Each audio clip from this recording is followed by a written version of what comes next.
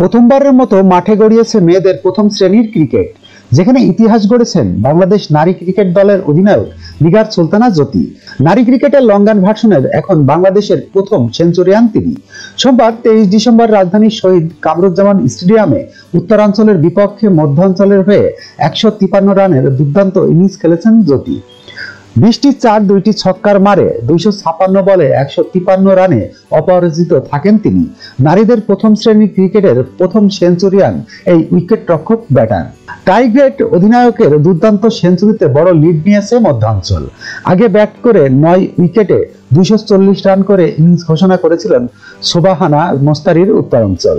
দলটির হয়ে 246 বলে সর্বোচ্চ 86 রানের ইনিংস খেলেছে জাতীয় দলের ওপেনার ফারজানা হক পিঙ্কি।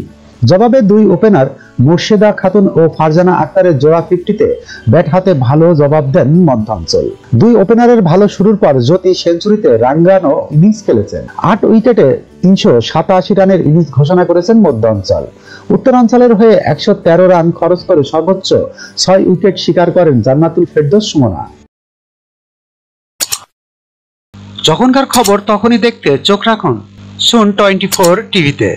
চ্যানেলটি সাবস্ক্রাইব করুন।